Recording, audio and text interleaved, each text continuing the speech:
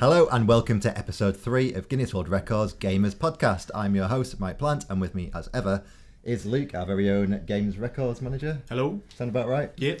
Jack Turner, games writer, Hello. and Andy Loughlin, our tech and games journalist. Hello, thank you. There you go. Thank you, Mike. Distinction, like you say. Lovely. Very pleased to be saying we've got a good show for you this week, so we're going to have quite a lot of news for you, including some exciting Red Dead Redemption news. We will have our On The Record section, and we will also have a listener letter in there along the way, and then we'll finish off with our boss fight quiz.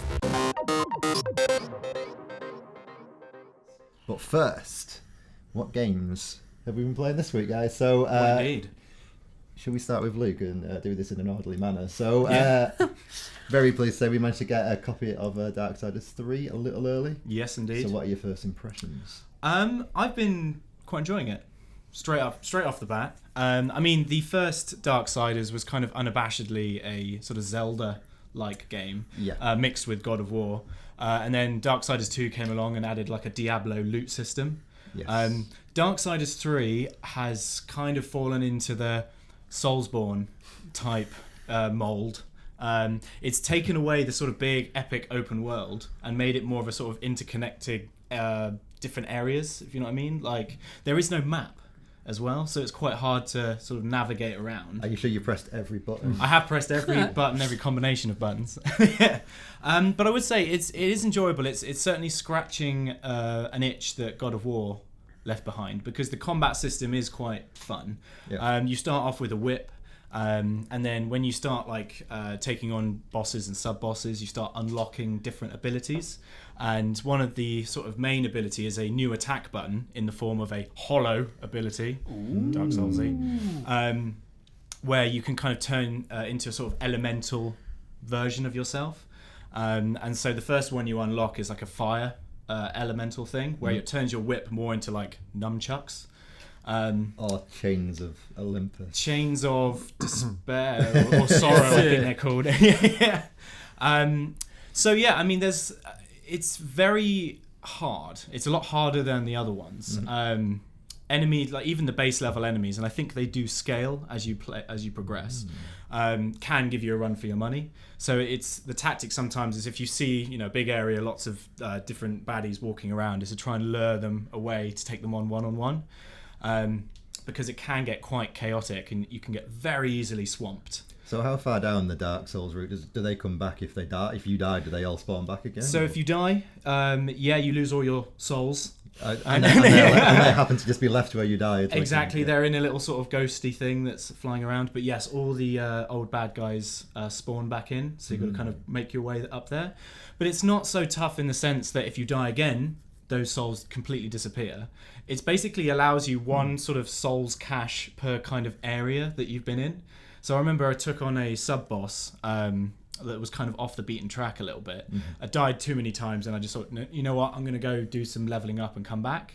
When I came back ages later, I saw one of my little sort of soul caches flying around, so I could just pop that and I was like, oh, lots of souls. So it's half the Dark Souls. Yeah, I mean, I would call it more sort of Bloodborne-esque, because it's more focused on sort of aggressive attacking rather than sort of this slow, methodical like block and parry.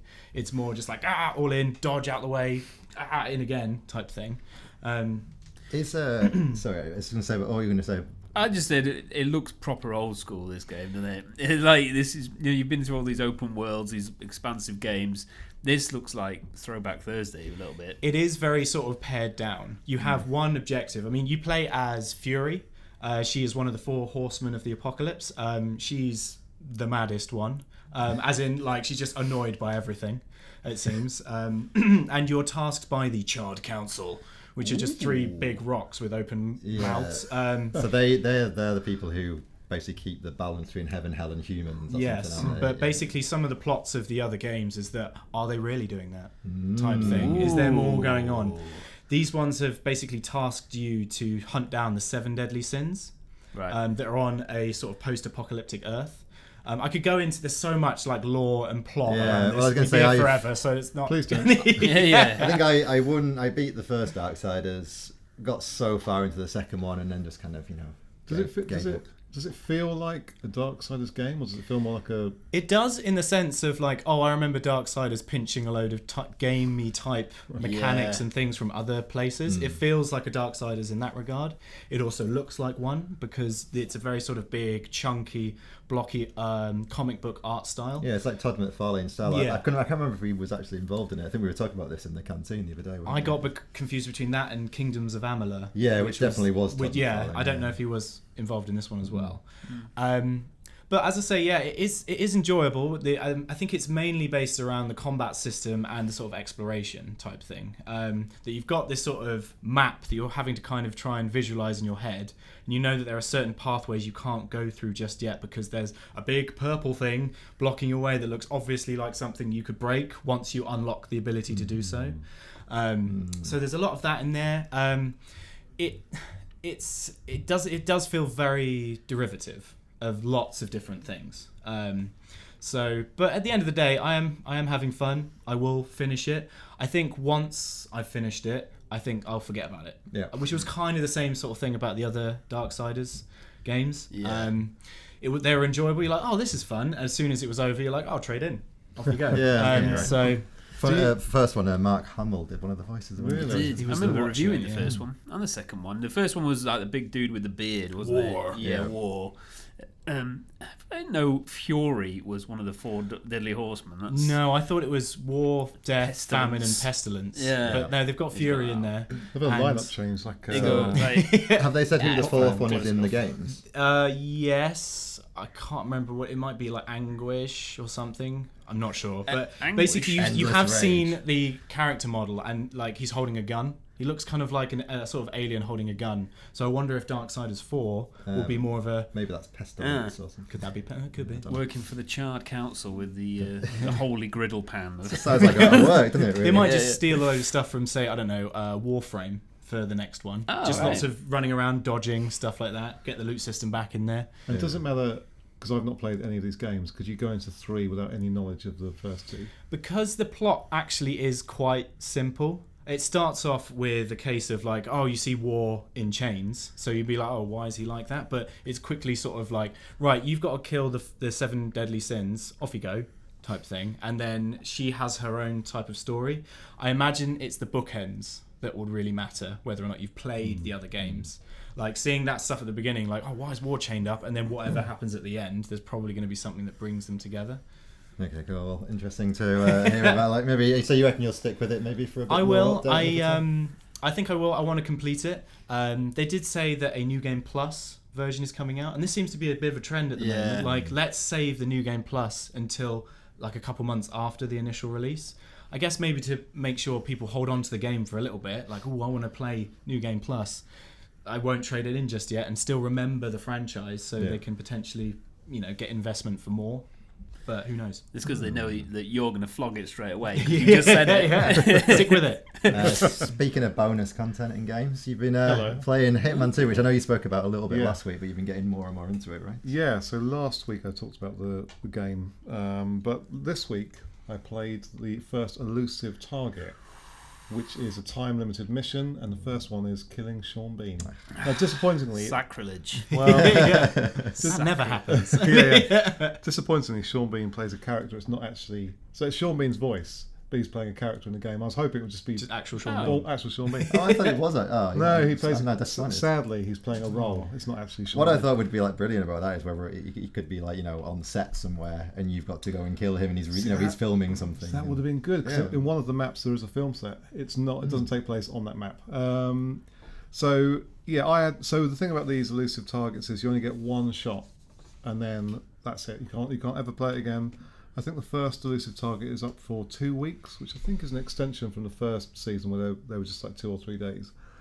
So is that a case of once you activate it, that's it? That's You've got it. to go for it. Yep. And if you bungle it, But does it time out if you don't do it in this 2 week period? Can you not do it at all? And then will it just move on to the next elusive So if you target? don't start it within that 2 weeks, you can't do it again. Had that with the first game, didn't they? Yeah, and once you start it, you only get one shot, and that's it.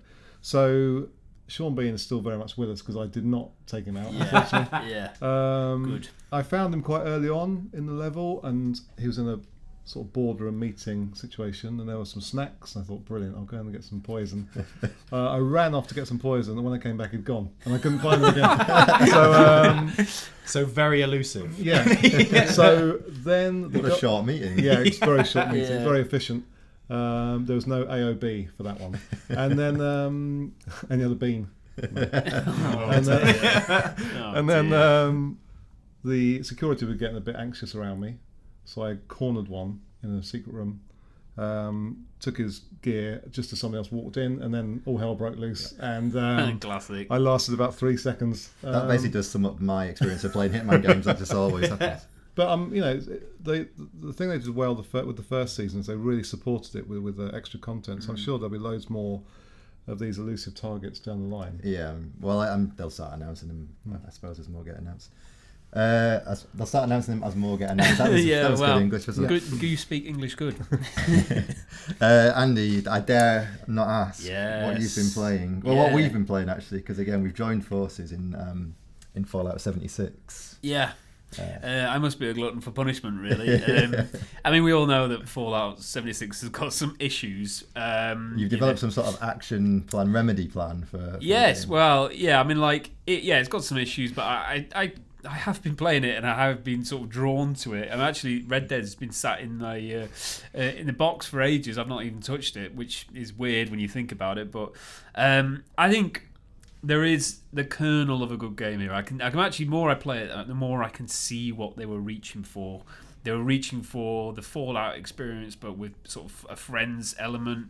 I think Chandler, yeah, Legros, I would play that. all in Central Perk, just irradiated to absolute hell. So we played some more. We've killed the Beast of Grafton. We've killed a lot of super mutants. We've basically waited while it rebooted after a server crash. We fought as many bugs, real and actual glitches. But I think what they really need to do now is they need to reset, I think, and actually go in the same way that you put on like DLC for Fallout 4, so like Nuka World and Far Harbor, which took you to a new place. I think they now need to sort of say, okay, let's roll back. I think we need to do something for the community and have some kind of NPC sort of single player campaign or additional campaign that kind of amends some of the issues, because the real problem with it is the whole Fallout experience of working around a kind of survival landscape where there are NPCs which you help out is just completely absent here. It's just all recordings, it's all like robots, and it's hard to care. It sounds weird, but it is hard to really care to trek across the map. Yeah, it's the first Fallout where there's the plot that it doesn't really register, does it? You add this, but you don't like. And the trouble is when you're playing with like groups of 3 or 4 of you or whatever, you're all talking anyway. Yeah. So you don't really pay much attention to the holotapes all the time. So yeah, they do need to make it a bit more. Well, they either need to make the plot something that's a lot more like sort of pressing on you. Yeah. Or they need to make it so that you actually are interacting with someone who you're paying attention to and they're giving out the quest or something. Yeah. But it's still. I mean, it's fun. It's a good way to drive you, and like we've been like it's fun. Like what I really like about it is there's an accidental way you just hit upon stuff. So last night we were going to, was it Fairlight or whatever it's called? Yeah. But then we hit upon a prison halfway there, and then we just got completely embroiled in doing that. And there was power armor and all this stuff, and and it's just like totally accidental storytelling. Oh yeah, and then we went out to the prison yard, didn't we? And then 2 of the vertibird, their big gunships, what was all that about? just turned up and started having this massive ding-dong, which is the official term, with some super mutants.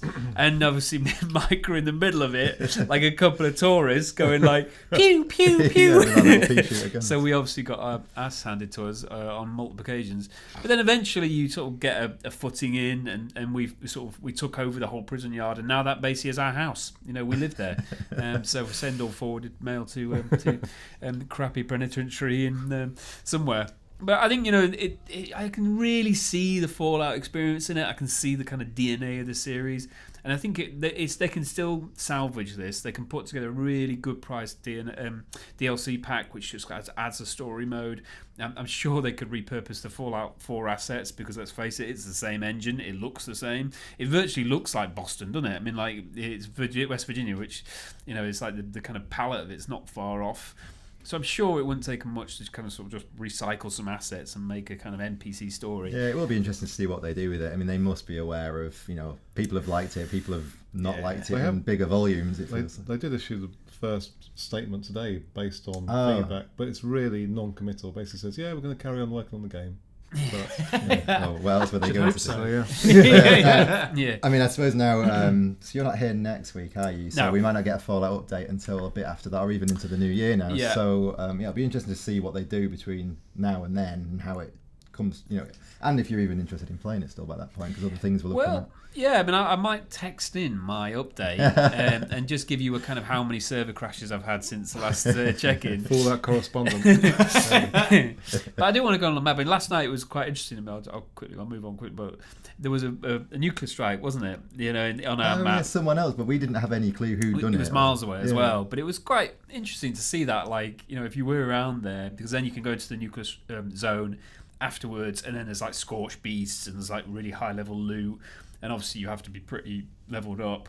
So there is something there, and I think there is, they can still sort of salvage this. It can be one of those games which has a bit of a rocky start, but then finds a real audience. And actually, potentially, there might be people playing this game for like many years if they can do the right thing. Yeah, I mean, it's obviously very reminiscent of Destiny, and Destiny is one of those games where, especially Destiny 2 had a little rocky start to it. I mean, people were enjoying it, but then they kind of run out of things to do, and then slowly but surely they add the Forsaken stuff to it, and people have come back up again. So, and I think the first game went through a similar journey. So yeah, it will be interesting to see how they tackle DLC. Will they whack sort of raid style things in and all this, and and get people playing together? It'd be really fun. I think so, definitely, and actually utilise and iron out some of the kinks as well. Let's face it does need it. So to round off this little section of what we've been playing, I have been playing Nidhogg 2 on Switch, which came out this week. So obviously I've played it before a little bit on other formats, but it's new to Switch. It's a lot of fun. It's so if you play it one player, single player, there's you just basically running. So all you have to do. I don't know if you've ever played it. I played the first one. Yeah. You guys know what it is. Yeah. So basically, what you have to do is take control by killing the opposition, and all you've got is swords, and it's one hit kill essentially. So it's just a 2D scroller. You have to kill the guy and then run to the right, and you have to get through 5 screens before they kill you, and then if they kill you, they kind of get the advantage and then run to the left. And it's whoever can get to the end of the level whilst maintaining the advantage of having been the last person to kill the opposition. Right. So playing against a computer, it's fine. It's fun. It's fun but fine. Playing against people, it's amazing. So this is like one of the best games, especially for the Switch, with the fact it's just local play brilliance.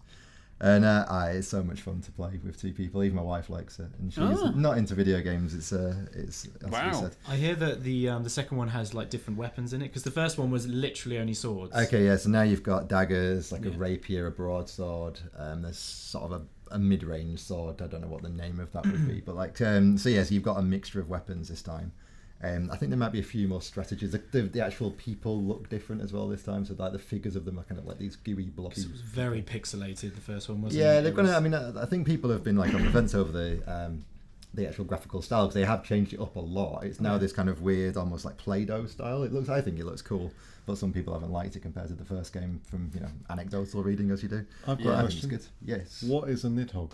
Yeah. I don't know. Is that big worm that comes and eats you? Is it? Yeah. Okay. So at the very, like, when you succeed, like when you win, you run off a little cliff and it goes, oh. Yeah, so Yeah. you're like, That's from the I've first won, one. and then this worm comes and just eats you, and that's Like how you win. like a hedgehog is what a sort of variant of the hedgehog, is it? When it's just a long. It's like the worms from Dune. Oh, You know that film? that's nothing like hedgehog.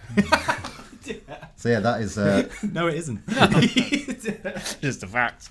Other than Fallout, that is what I've been playing, which are very different games. But yeah, it's a lot of fun. How much is it? Is it full price? No, it's like it's teens, budget. isn't it? Yeah, Or- I don't It's know. a budget one, is it? The kind people at their company let us have this copy, so I don't actually know how much it Right. costs. But it's not like a 50, 60 quid game. It's like a... No, it's like £15 or something. Oh, okay. Yeah, That's but pretty no, it's excellent. I might consider that, actually. Yeah, if you're playing 2-player, if Yeah. you're looking for a new cool 2-player game, then it's definitely one for you. Well, next one I'm going to pick up is Overcooked 2, which I'm looking forward to. Yeah, I'm play. totally up for that as well. Yeah. Word of warning: you will get into arguments about that. So, I I hope your relationship is strong. Shot faster. We can see it as a team building exercise.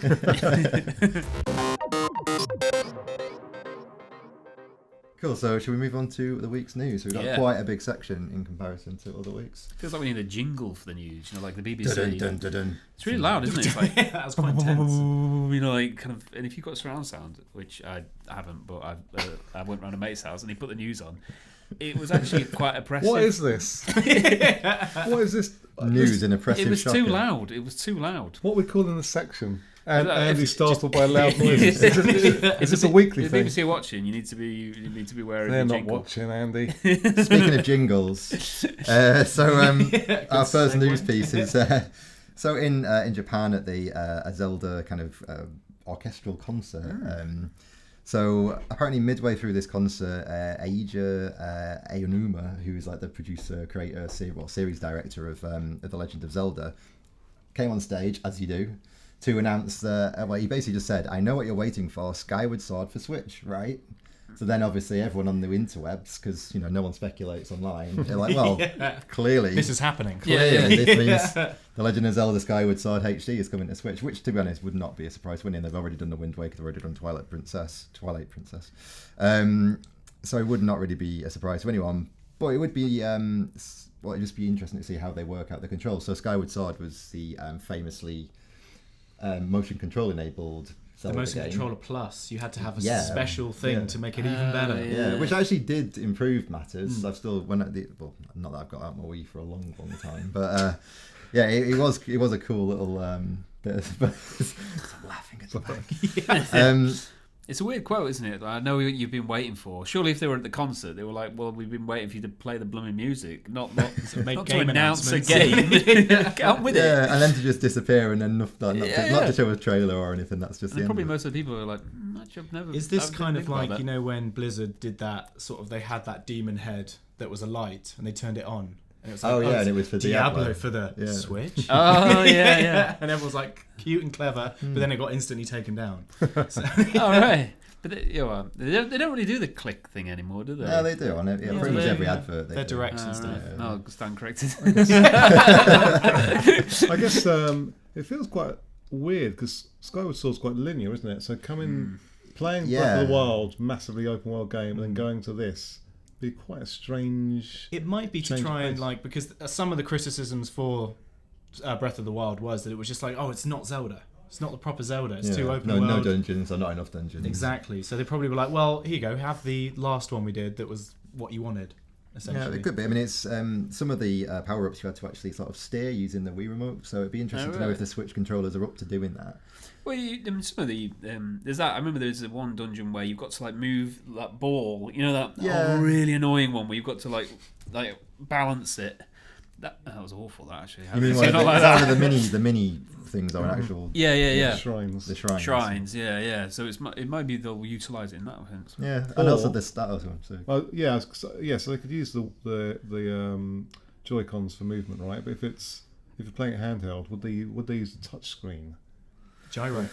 Maybe. doubt it. Yeah, They but haven't really balancing so your thing, far. like, You can't like wield your sword with gyro. It'd be mad, wouldn't it? On the bus, flailing around. Uppercut. I don't know. Many broken Yeah. switches. You're on the train looking absolutely. Well, maybe they'll just map it to a crackers. stick or something. I don't know. Well, I'm not sure because obviously it had one-to-one sword control to a point, but I'm not sure if the Switch is capable of doing that same one-to-one. Should be. I mean, some of the Mario Party games, I think, were very motion orientated. So there must be. Yeah, I mean, it's much newer tech, so it should be able to. But yeah, I think the idea of how is it going to work in handheld mode, they must just, I guess, going to just map it to buttons. Although they have started forcing some games not to be played in handheld mode and things like that. So I don't think Mario Party you can play handheld. I'm sure that's something. Well, there's certainly some games where they have limited. You're not allowed to play it in every Like configuration. Pokemon, even for throwing a Pokeball, you have to use the gyro control. So you can't just use the analog sticks for that. So they are kind of forcing it in there a little bit. They have also said that they're going to be releasing a Zelda game every year, basically. So I suppose it does make sense that this would be their 2019 Zelda game. Before, because presumably they're already working on Breath of the Wild 2 or whatever it will be called. So. Yeah, it's interesting to know where they'll go next, actually, isn't it? Because it's like it can't go much vaster than Breath of the Wild. It'd be like ridiculous, wouldn't Well, it? they'll face a Fallout problem of what do you do when you've got Yeah, to a certain exactly. amount, you know. Yeah. Although Nintendo are quite good at innovating, of course. So. Feels like they'll probably just follow up Breath of the Wild with a Majora's Mask style game. That would be so good, but though, wouldn't using it? a lot of the same assets, but Yeah, different. I think everyone would probably welcome that, wouldn't they? 'Cause that'd be really an interesting spin upon it. Or a big MMO. Oh God, no. Don't give them ideas. Yeah. And is banned from playing it. Everybody's a player. Yeah. So next news story. So on the 6th of December, we've got the Game Awards over in, I think it's in Las Vegas, isn't it? Where You going? No. Okay. No, I didn't get an invite. Oh, dang. So interestingly, 20th Century Fox, who obviously own Alien.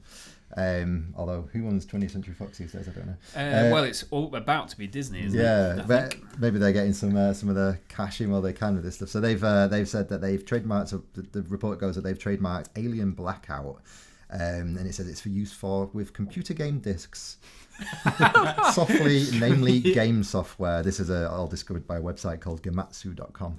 And then at the same time, Jeff Keighley, who is the guy who owns the Game Awards, tweeted a message on the 1st of November saying worlds will change, and the W's will, like the W in Wayland Yutani, the big corporation in Aliens. So obviously this is again led to speculation that this game is going to be announced at the Game Awards on the 6th of December. The last game, obviously, in the Alien series, Alien Isolation, which I thought was, is a really interesting take on the genre. Yeah, I mean, much in the better direction than Alien Colonial Marines was. Let's put it that way. So. I mean, I love hiding in cupboards. Well, let's face it, we all enjoyed that game when we played it. Don't say we For me, it was probably the best Aliens experience, but as a video game, I didn't enjoy it because I was just too tense. I hear it was too long. I never played it. It was. But It I hear did go on a very little long. bit, Right. yeah. But no, I really enjoyed it. I mean, I'd be interested by Blackout. Obviously, that implies that maybe there's darkness and sneaking, so maybe it will be a similar. Or maybe they'll go, you know what, you're the alien this time. Do you know what I'm going to call it now? Battle Royale.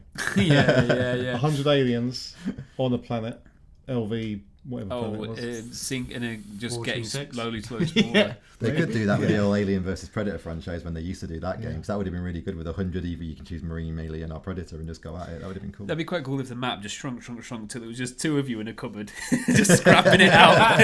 Just hiding from each other. I mean, Aliens Colonial Marines, but that game. There was a really interesting story a while ago about a guy fixed the AI. Did you see that thing? There was was about this, it was yeah. just literally They like one bit misspelled of it. yeah.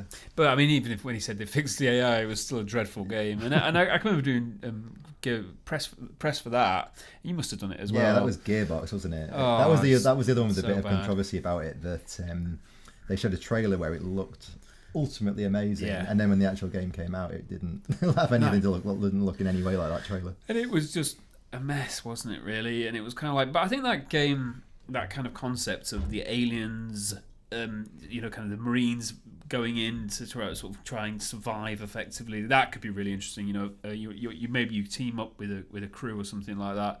But I think you have to be really careful about that kind of evolve concept. Seems to be struggling a little bit, unless you get it right. That kind of team up with 4 people and survive. I don't know whether that might be a You bit need to too go Like thin. Left 4 Dead. Yeah, type exactly. thing. I mean, It's a too Left 4 thin, Dead innit? Alien would work. It really would work, well. yeah. But I think you'd have to have some kind of stretch to it that said, it wasn't just evolve again, because that game died, didn't it, really? Well, yeah, I mean, that was slightly different because you would have had one alien to hunt and 4 of you, whereas I suppose an alien version of that would be based on aliens, like you say, so that would be many, many aliens. So it would be more like Left 4 Dead, so you'd just be running to get to a safe point, I suppose. Have you seen that Geiger bar? There's a whole bar for H.R. Geiger done out in Alien, like Oh, God. Xenomorphs. Oh, It's wow. incredible. It's like, it's A warm, really... welcoming place for the whole family. The vapor coming up from the floor. Yeah, it's a bit... I don't know whether I'd want to have a drink. Try of the stomach acid. it. Yeah. I think it could be cool, seeing as the film franchise has completely lost its way now. Yeah. If they could, Let's not go down I that thought road. Covenant was alright. oh no, what have I done? But if they can make the games interesting and carry on the legacy with the games, that could be a good way of doing it. No, absolutely. I mean, it depends how far into it Fox are willing to go, really, isn't it? If they're going to give the game's creators scope to just go, okay, this is going to be like the true sequel to Aliens or something like that, which would be really cool, but we'll see. What can we devise from the name Blackout? Well, I say it does imply stealthy. It does, doesn't it? Stealthiness. Yeah. Like some kind of thing, like We had that idea, didn't we? Where it'd be like interesting if you could play 2-player, but one person like controls the cameras, and you've got to guide someone round, like find the alien and that'd be track good. them down. So they've got the radar going. He's right behind you. Yeah. The other question is if it's scary. I probably can't play it anyway. 'Cause I'm such a wuss. Last bit of news, so it's a biggie. Red Dead Online, as it's called, not Red Dead Redemption 2 Online or anything like that. It's called Red Dead Online. The beta will start on, well, has started. So it started on the 27th of November. In case you're watching this and you're wondering if you can play it yet, because it's going out in a sort of staccato fashion. So on Tuesday the 27th, Ultimate Edition owners can play it. Then on Wednesday the 28th, all players who played, this is straight from Rockstar by the way, all players who played Red Dead Redemption 2 on October the 26th, which is the release date of the game, I guess. Yeah. So that would be me, I think. I don't know Day about one, you. Yeah. So we should be able to play it on Wednesday. And then Thursday, November 29th, all players who played between the 26th and the 29th, so early adopters. And then Friday, November the 30th, everyone else can join in. Just to read a little bit about it, what Rockstar say you can do in the game. So it says, explore the world solo or with friends, form or join a posse to ride with up to 7 players, gather around the fire at your camp, head out hunting or fishing, visit bustling towns, battle enemy gangs and attack their hideouts, hunt for treasure, take on missions and interact with familiar characters from across the 5 states, or fight against other outlaws in both spontaneous skirmishes and pitch set-piece battles, and compete with other players or whole posses in open world challenges. And much more. Oh, much more. Yeah. So I mean, that's a lot out of the, straight out of the gate, isn't it? Really, if you suddenly can, and obviously you've got all that scope, all that land to cover, you've got all the horseback stuff going on. There's a lot there really to, I think, to get into. Yeah, it'd be interesting to see how they sort of handle. Obviously it's a massive map. Well, it's actually not that big when you look at the map. It's not Fallout as big as Fallout. So it's like how they handle it, not just descending into a kind of sort of free-for-all effectively, really.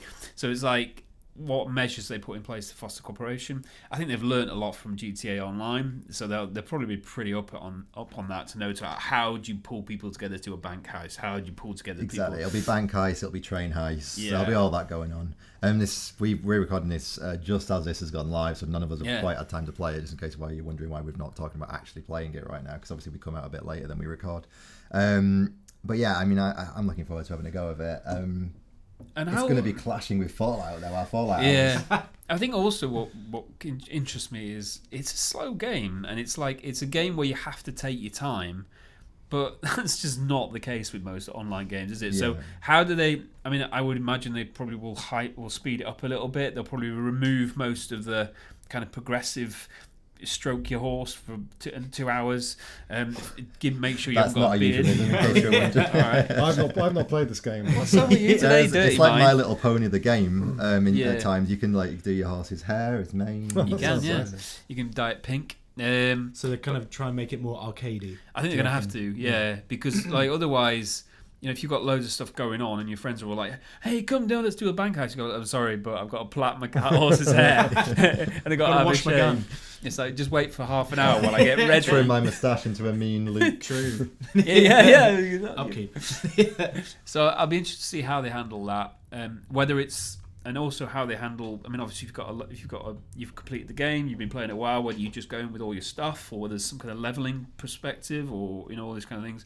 So that'd be interesting to sort of see how they handle all that. But they've done so well with GTA Online that they're gonna smash it, aren't they? Let's face it. There's already been a few weapons that if you have them in GTA Online, they're transferable to Red Dead Redemption or Red Dead Online. So there's an old-fashioned rocket launcher. Yeah. But no, an old-fashioned revolver, 6-shooting revolver, which you can get in GTA Online. Right. Is available in Red Dead now, and there's a few others as well, which I find it's kind of cool that they're going to start making. What will be really interesting to see is if they let your money from GTA work in, or say in Red adjusted for inflation. Yeah, exactly. Going to say, imagine if in Red Dead Online you earn $5, and then you put them into GTA Online, and they're worth however much that would be worth. And the microtransactions is another thing, isn't it? Fallout's got microtransactions, which is quite hard to say. But it'd be interesting to see how they do that. I mean, but I think. You just can't see many ways they're not going to nail this, really. This one appeals to me more than GTA Online does, actually, just because I like the slower paced nature of it. It kind of appeals to me slightly more than the Madcap GTA. So we'll see. I'm really looking forward to having a go of it. Right, that was the news. Okay, guys, right, it's on to our listener letters section. So this week, just the one letter. Okay. Saving time, you know. Things to do, people to see. So this letter entitled Don't Leave Them Dangling. Don't leave them dangling, I should say. So I recently realised that at the end of the PS3's life, I got all the way to the end of The Last of Us, but didn't finish it. Life changed, I bought a PS4 and never went back to it. Have you got any games that you left similarly dangling? So while you guys think, you know, I go back a long way with video games, let's say no spring chicken these days. So my funny sort of thoughts about this instantly turned to the original Deus Ex on the PC. So I learned how to do like everything on that game. I powered up my character. I was basically like a walking death machine by the end of it. You could, you know, a bit like in Dishonored when you get really powerful and you can basically just kill anything that moves with like one hit. And I got all the way to the last boss, and there was, he wasn't even that super powered. I could have just taken him out like nothing. Had all the best weapons, everything, and I just didn't. I don't know why. It was like there was no challenge left almost. Because you didn't want it to end. I don't know. It's such a good I'm game. not sure if it was more the journey getting to the point of being this kind of Superman that I just then at the end was just like, I don't need to. I don't need to finish this. Did you mainly go aggressive? Because I spec'd stealth for the most part. No, I'm talking about the original. Okay, the PC game. Yeah. I went a mixture. I think I had most things sorted out by the end. But yeah, stealth. I think what I started doing was like just layering bombs into areas as well, like mines and stuff, so that anyone who walked into the area just immediately. Classic mine. Because some of the bosses were quite exactly. Some of the bosses were quite tough. But you could just take them out by being a bit clever with them, and then like you say, stealth, and then let them see you, and then when they came charging in, all the thing would just go up. I had more time back then. I could have done Hitman back then. It's like you've spent like ages making a really nice sandwich and then just lobbed it in the bin, though, isn't it? It's like you might as well have eaten it. It's like the domino affair, though, isn't it? I'd set up my dominoes just perfectly, and then at the moment I just went, and it was. No, but you didn't do that. You didn't get to the end and like unleash the dominoes. You basically just went, well, that's job done. All right, I see what you mean. So yeah, I don't know why I never. The other one that immediately popped into my mind was X-Wing, TIE Fighter. It would have been again going back onto the PC version years and years ago, and very complicated. Like there's shields to maintain, speed, there's lots of buttons, keyboard shortcuts, and I was only 10 or something at the time. And my parents took us on holiday for 2 weeks, got back, and I couldn't remember how to play it anymore. That was it. That is text. There's so many JRPGs I've started, gone away for maybe a day, come back, thought I have no idea who these people are. There are certain games. Just instant forget. Yeah, exactly. I mean, when I go back to Red Dead, it's been a couple of weeks now. Oh, it's gonna be tricky. I don't know how to play that game anymore. I've already forgotten. I might have to start the campaign from the scratch again just to get into it again. I've already just stroked the horse for an hour. Not a euphemism. For me, just on an aside to the letter writer, Last of Us is on PS4 if they want to go back to it. Well, that is true, yeah. For me, the one that's probably most recent was Dishonored, and it was The Death of the Outsider, the additional game. And I played the way through it, loved it, got to the final level, and just I hated it. You know, there's this bit, without wanting to give too much away, where it step changes up and it introduces a new enemy. And I played for about 5 minutes and I just went, do you know what? You haven't earned this. I'm leaving. I can't leave a corpse pile. It's too hard. I'm done. I think that is a common problem with games that let you, like we were saying about Deus Ex, let you be super aggressive or super stealthy. Yeah. Usually the last level of a game is the most challenging, right? And they normally throw everything at you. And if you've gone stealth, they don't always account for that. So that last level in Dishonored, Death of the Outsider, is a textbook example. Another one that's really good, a good example of that is Killzone Shadowfall. You get to the end thing, and it basically just takes the world. It just takes the whole world. It brings back every enemy you've killed and just lobs them into a room, into a kill zone. And I just played it through a few times, got almost to the end, and then just went, do you know what? Even Uncharted 4, for all its plaudits, does that exact same trick. Suddenly you've got the guys who've got loads of armour and miniguns coming after you, and you're just like... Yeah, but then you've got to do that fist fight, which is so kind of out of the blue. You're just like, why have I now got to do a fist fight? They've got to, I guess you've got to have a kind of explosive conclusion. Yeah. And so that's the same thing, like if you spec to stealth, it's like for you to sneak in and just like kill the final boss by just... But in Dishonored, they did let you do that in was it Dishonored 1 or 2? There was like basically the end battles Yes. aren't massive things. Yeah. You can just take people out quite quickly without spoiling the game, obviously. Yeah. Jack, have you got any? Resident Evil 5. So Oh yeah. really enjoy that series and those games. 4 was amazing, so obviously I leapt on 5, and just I wasn't really enjoying it very much. And I got to the bit where you've got to punch a boulder. Yes. That's like right Yeah. near the end. Well, that's the thing. Yeah. And I'm punching this boulder, just thinking, I'm not having a good time. Yeah. This It's is just not cool enough for This me. is not my idea of fun. You're on the ship as well, aren't you? You're on the tanker. Is that's 5? Revelations, isn't it? Or No, I don't- Revelations is on a actually. boat. But basically, I knew it was near the end. I thought, I've seen enough. I can just walk Yeah. away, and that boulder is still intact somewhere on a He's rolling still slowly punching down it. a- on the hard drive. Yeah. I was so excited for Resident Evil 5. I was watching, one of those games where you watch all the videos and you go, "Oh, this is going to be great," and then you play it and you're like, Well, that was one that went into like the 2-player mode as well, wasn't it? Yeah. And, I just never you really played. clicked on. You was a woman from like kind of some of the special forces type thing, and Yeah. you were Chris And Redfield. was it Chris or Leon? I think you were Chris Redfield. Yeah. Leon was 4. You were Chris Redfield, yeah, and you were yeah. going into Africa to find. I think some. I don't know. I can't remember. Some convoluted thing. Yeah, I did complete it, but I can't What remember. happens when you punch the rock? I've got no idea. I think you play scissors paper It stone breaks. until. Oh, I maybe. think you get into a helicopter at some point. You Yeah, start punching yeah. Wesker. That's Yeah. yeah. And you go, this will never happen again. Oh no. Not another recurring character. Luke, any games for I've you? got 2. Let's make Ooh. notes. Oh. So I've got Resident Evil 7 down on here. Yeah. There's a bit in Resident Evil 7 where it kind of there's a sort of changeover point in it. I got to that point and I was like, no. I feel like I've had my fill. Yeah. I was really enjoying the house setting and sort of getting the keys to find your way out and stuff. You sort of fight a kind of final boss of a sense, and then it's like, all right, and now there's more. Yeah. It's like, It wasn't a boulder, was it? no, there wasn't a boulder. So yeah, there's that one. But this next one is really going to lower my gaming credibility. I have never finished Zelda Ocarina of Time. Whoa. I always get to the Spirit Temple Yeah. and stop. Why? I don't know. I think it's because going into a temple was always kind of it generated anxiety for me. Basically, Right. because it's like if I get into the temple, get halfway through it, and stop playing, and then go back. The set just broke. I can fix that. If I then go back, I'll forget where I am, and that happened a couple times, Oh, okay. especially the water temple. It's like, I go, step back for like a week or so. I get back and I'm like, where am I going? What am I doing? Yeah. That just happened too many times. One of these days I will complete it, but hasn't been yet. You're not leaving this room. So yeah.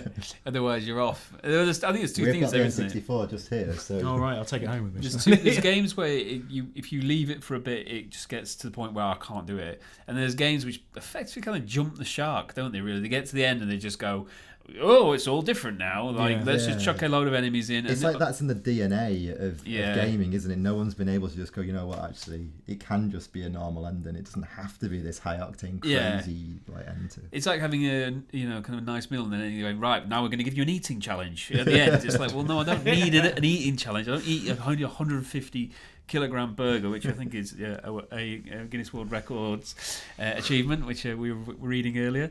I don't need that at the end. I don't need everything lobbed at me. I've had a good time. This can end nicely and move on. I don't know why they do that. It's just so pointless. It's like in Uncharted, you can never walk out of a temple without it disintegrating them around him. It's Yeah. You can never just go, you know what, I'll just leave it alone. Thanks, guys. So it's time for our On The Record section, Luke. Cool. So this week, in honour of the PlayStation Classics impending arrival, I think it comes out next week, doesn't it? We decided to have a look at some really cool, interesting records that we have on our system for the games on the PlayStation Classic, so you can try them at home if you dare. So... Well, that being said, we've got 5 records for games from the PlayStation Classic, but I've got 3 speedruns from speedrun.com to start with. So the first one is for Oddworld Abe's Odyssey. This is my favourite. This is the fastest max casualties run of Oddworld Abe's Odyssey. So what that means is you've got to eliminate the maximum amount of Mudokons Muddikins. possible, which is 89. And so the speed run for this is 57 minutes, 23 seconds, and was achieved by Lenga X, Spain, on the 27th of June. What I like about 2018. that is that so the game basically is all about saving them. And yet some guys have gone out of their way to create a category which is butchering as many of them, because it's all about traps in that game, isn't it? Like the levels are all kind of like it's almost like Lemmings where you have to save. Why are they killing Moroccans? Mudokons are like, so Abe himself is a Mudokan. Yes. So if you know the plot of the game, you're escaping from basically a meat factory where the meat is you. Oh, And your people. that's taking a wrong turn. Yeah. So the aim of the game is to escape and have all of them escape with you.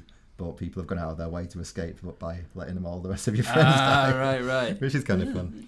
And to give that a quick bit of context, approximately it takes about 13 and a half hours to complete Abe's Odyssey. That's if you're playing casually. So the speed And that's run not being even about 50 doing. minutes. I suppose that's not even doing that normal bit where you're playing. Well, that would be, I guess, trying to save them. So putting some effort into that, maybe. But Do you think it's harder to save them or harder to kill them? probably harder to save them actually, because I think the sort of perfect ending, if you will, is saving them all. So That game's got a fart button, which always it does. It does. I like that And button. there are people on the There's a winner PlayStation in your- Classic still appreciating it right now. So moving on, the next one is for Resident Evil Director's Cut. So this is the original one. Again, for a bit of context, this takes about 6.5 hours to beat. So the fastest knife-only run of Resident Evil, the PlayStation version, is 1 hour, 4 minutes, and 58 seconds, and was achieved by Albrix from Japan on the 27th of May 2018. That's playing as Jill, is that right? You've got to play as Jill, and this was played on the Director's Cut, but on a PS2 through backwards compatibility. So, yeah, so you can. The director's cut and the original version are kind of the same. They're There was some rules on Yeah. speedrun.com where it sort of lays out you got to play as Jill.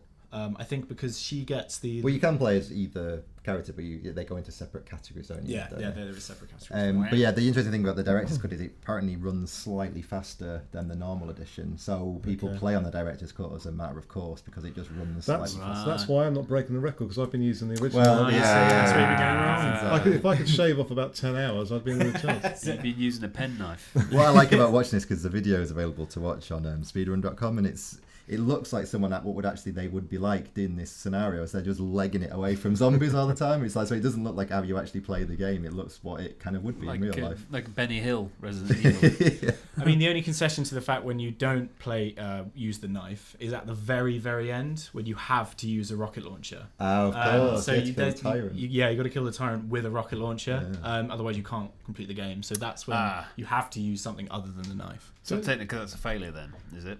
No, that's just part of the it's game. just in the rules. Yeah. Right. So they allow, because like it's in certain games you have to do something a certain way, so it has to be like one of the rules. Oh, is right, you have I to- see. So yeah, the next one is Tekken 3. Yep. I loved this game when it first came out. And so this is for the side-scrolling Tekken Force mode, which was kind of like the... I've never heard of this. Yeah, You so, know- so it's basically like Golden Axe or Streets of Rage. or Double Dragon, that type of thing, where you're sort of going from left to right. So the fastest run of Tekken 3's Force mode on easy difficulty is 4 minutes, 4 seconds, and 35 milliseconds, and was achieved by Edmund Akuma from Iraq on the 15th of April 2018. He's doing it in the future. That's so brilliant. yeah. Wow. So Edmund Akuma plays as the true ogre. It's kind of the big monster bat creature with a snake for an arm.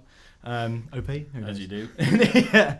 Edmund Akuma actually holds the top spot for the medium and hard runs of this mode as Not well. easy, though. Wow. No, he's got the easy one. All right. So he's got more. It's basically that He plays this game a he was lot. the only one on hard that's got the sort of achievement on hard. So Wow. It's the only one hard enough. there we go. So now moving on to Final Fantasy VII. So the first Final Fantasy VII player to hit level 99 before fighting any boss. So basically, at the Midgar In the reactor. at the very start of the game, this guy just got to level 99 Right. in that space. The first boss you fight is only like a few screens away from Okay. where that point is. It's a big scorpion. So is that just basically spamming random battles? Yeah. On Yeah. loop? Okay. Yeah.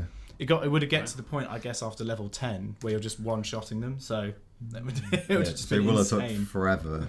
So, So yeah, in a video uploaded to YouTube on the 8th of April 2017, Circle Master provided a 52-minute sliver of the 500 hours Beg your pardon? he'd used since January 2015 That's as long as you played Hitman.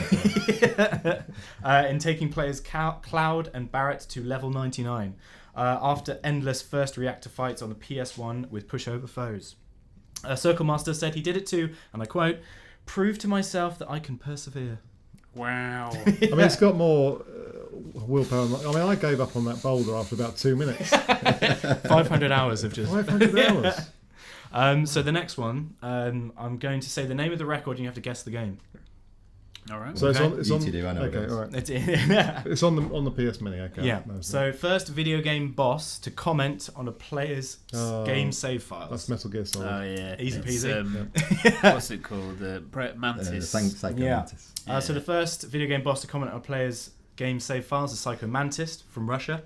In the game Metal Gear Solid, I did I like put the his way you've got nationality. his nationality. This is the boss fight where your partner Meryl is brainwashed to attack you. Before the fight begins, Mantis will tell you to put the controller down, and he will make it rumble across the floor or table. Although not if you've got a PS Classic. That's going to be. I wonder. Yeah, it just doesn't have rumble capability, so it's just going to sit there, do nothing. He will then read your game save files on your memory card and make some comments. If certain games have been played. For instance, if you have a save game file for Castlevania Symphony of the Night, he will say, "You like to play Castlevania, don't you?" Which would Not be really quite in that accent, but Again, with the PS Classic, will it? well, that's I put down here. Is their intro? How are they going to handle that? Yeah. Is it just going to say you like playing games? Yeah. It's like it's probably inspired Darren Brown, that game, didn't it? It was like, ooh, that's a good shtick. I'll read if they ever people's make a game film, he'd save be a files. shoo-in for that role, wouldn't Yeah, he? yeah, That yeah. was, it seems quite archaic now, but that was really impressive at the time. Yeah. I could not Cutting edge stuff, believe yeah. my eyes when that bit happened when I first played that game. Because So there's good. one cool, other isn't it? extra bit that you have to do in order Yeah, to well, beat that boss, but I'm not going to spoil that. Yeah, don't go that way. The most known spoiler in games, I suggest. Cool, thanks very much. So yeah, it's we'll hopefully get to have a look at the PlayStation Classic. We're waiting on our order coming in, maybe. So we will see. We will see. God, is it that time already? Has it actually It got through is. to our boss fight quiz? Oh my god. I can hardly believe Could it. we You do ready the for jingle this? for this? I'm ready. Cool. I'm pumped. Okay, so if this is the first time you've tuned in, and if it is, you can check out our old podcasts, episodes 1 and 2, on our YouTube channel. Just search for Guinness World Records and we're on there. And you can tune in now, I'm glad to say, on iTunes, finally on iTunes, guys, Yeah. and Spotify. So Good again, work. just do a search on either of those things, and we're pretty much now on every podcast outlet you choose to search on, actually, Yeah. across Android and all the rest of it. So yeah, you can go back and listen to the last 2 episodes, and including the boss fight quiz, so it's basically a game where we're going to have 4 answers, 1 question, and power-ups in the style of Mario. So there's a mushroom that lets you survive getting it wrong once, like Mario shrinking. There's our invincibility star that lets you can only use it on level 1 to 3 though, but that lets you skip a question. Yeah. And there's also our fire flower, which lets you burn 2 of the 4 answers away. Yeah. So Jack and Andy are the how would you describe yourselves? Victims. Yes. Yeah. So And, we've won one, lost one. That's our Won one, record. lost one, yeah. That's So you got a perfect, It's 1 all. perfect imperfect 50%. record. Yeah. And Luke will be filling us in on the extra little bits and pieces of the answers, right? Got some tidbits, yeah. Cool. So shall we start? Yes. Yeah. All right. Let's try and be a bit snappy this time. Yeah, just conferring. We really drew it out last week. All right. I'll try and listen to the question. As ever, I will try and start easy, and Okay. we'll head on from Yeah. there. So question 1, who is the most prolific movie to video game star? So this is number of films the number of games that have come out based on a movie star's films. Okay, got you. Yeah. Right. Yeah. Yeah. So is it A, Arnold Schwarzenegger, B, Sylvester Stallone, C, Bruce Willis, or D, Sigourney Weaver? Well, it's going away with the whole Alien franchise, aren't So you? Schwarzenegger's got multiple franchises. Yeah. You've got Last Action Hero, Bosch. I don't know why I went to that one first. His greatest movie. movie. It's that guy. Terminator, Commando. They made a game of that. It is. He's letting off Uh, steam. Whereas I think Willis would probably just be Die Hard, wouldn't it? It's also in the Hudson Hawk game. Oh, I can't believe you forgot that one on the Commodore 64. God, there was a dark days of licensed The games. Moonlighting visual novel. Was in that? Yeah. That would actually probably 12 come out these days. That'd be cool. 12 Monkeys would actually be a good video game, wouldn't it, actually? Yeah. Sigourney Weaver seems a bit too... You've got aliens and not much else, right? So... Yeah. Avatar.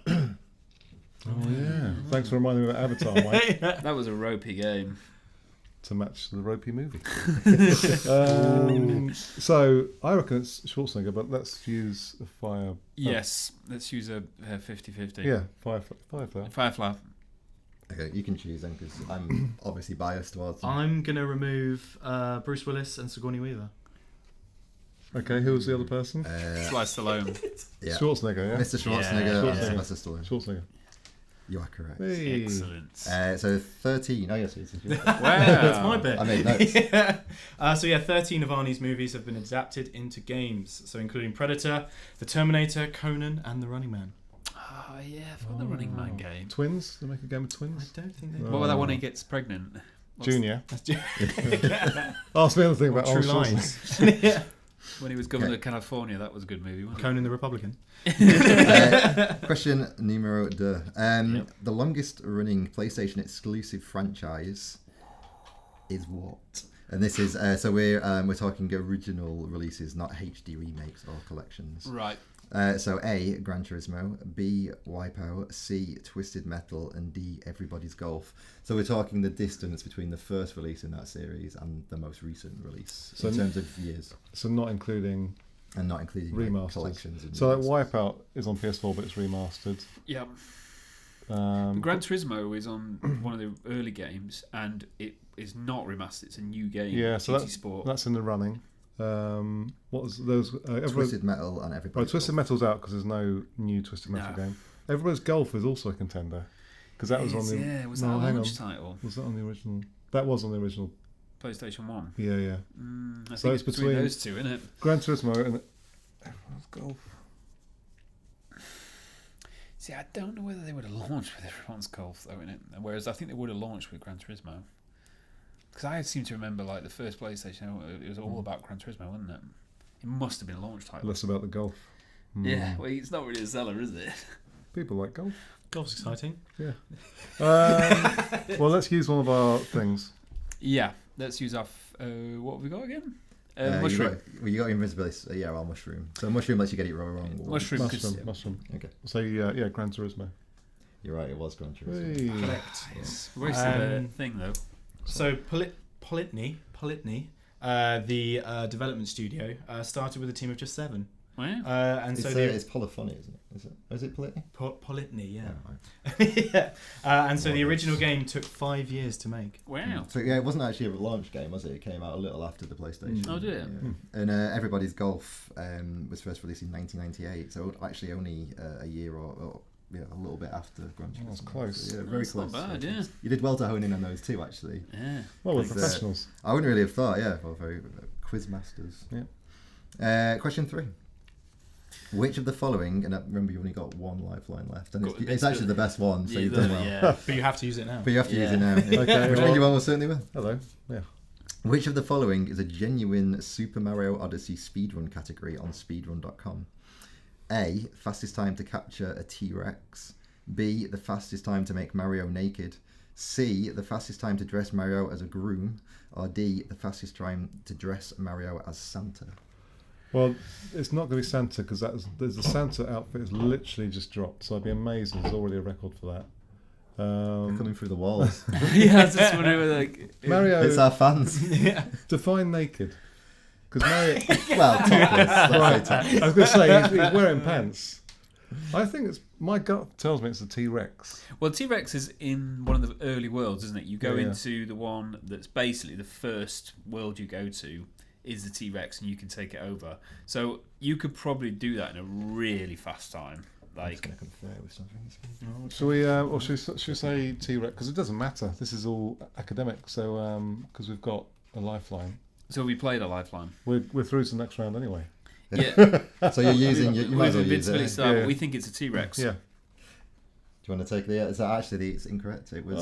It's the fastest time to make Mario topless, which is known as the nipple run. Yeah. I kind of wish I didn't know that. And the fastest time was 9 minutes and 55 seconds, set by the UK's Tim Panny on the 29th of May 2018. Well, I hope he's proud of himself. Yeah. Just looking up Arnold Schwarzenegger because I suddenly thought his 13 seems low. Is this actually live looking up in a 31? book? Live research. Like an idiot. This is what you wanted. You asked for it. Schwarzenegger Arnold, page 129. Look at that. The index works. No, this is Mario. No, but I'm going back to question 1. Oh, right. I know it was 13. There we go. I was right. You were right. Panic over, guys. Good. Good. Okay, so this is the last question. Well right? done. No, question 4. It's 5. Oh. With no Nice iPhones. try. Which of Horizon Zero Dawn's machines had killed those who had played the game most frequently? Is it the Sawtooth, or A, Sawtooth, B, Watcher, C, Strider, or D, Scrapper? Well, the Striders are really fast ones, aren't they? The Sawtooth is quite hard to kill, but I think you've got to think about what's most common, haven't you? So the Sawtooth isn't that common, but the Striders are much more common enemies. Yeah, I feel like this game came out about a decade ago, and I literally remember nothing about it. Yeah. 2.5 years ago, 3 years ago, something. So like I think the Striders, weren't they the ones that like protect the big metal cow things? Yeah, probably. I don't know. I don't know. I think it's a Strider. All right, Final answer. that. Strider. Oh, he was wrong, guys. Oh. It's a Sawtooth. Oh, it's a Sawtooth. That's good. It saves we're having to make a question up for next week. Oh, It's carrying over. that's annoying because I would have said Sawtooth, but I thought the Strider's more common. You're right, it probably would have been. But no, the Sawtooth, you've got the stats. But according to a fact sheet issued by Sony, it had killed, or has under its belt, 20.9 million kills Wow. of players. Most of those were me, actually. I think. And that was only at the game's 1 year anniversary. Wow. Wow, that's carnage. Yeah. yeah, like, Just like somewhere there's a million alloys. Just yeah. That's a broken alloy. Whoa. Sorry guys, you didn't win. Oh well. That's 2-1 to me. That's nice. two losses on the spin. What do you think you've learned from this experience? We're going to sack our manager. Alright, cool. That is all we have time for this week. I'm not going to let you see what question 5 was, just so I can replicate it next week. Thank you very much for tuning in. This has been a Guinness World Records Gamers podcast. And as I say, if you want to write in for our listeners' letter segment, then please just tweet at GWR Gamers. If it's a longer tweet, then just number them 1, 2, 3, 4, whatever. And yeah, as we were saying just then, you can please follow us on or subscribe to us on YouTube, on iTunes, and leave a review if you enjoyed the show. All right, that's it, guys. So until next week, I've been Mike Plant at MikePlantGC. This has been Luke Wakeham. Indeed. He does not have a Twitter of no abode. Still not got Twitter. Jack Turner. Yep, that's right. At QRC Jack. QRC Jack. And Andy Lachlan. At Media Scribbles. Cool. Thanks very much for watching. Until next week. Bye. Bye. Bye.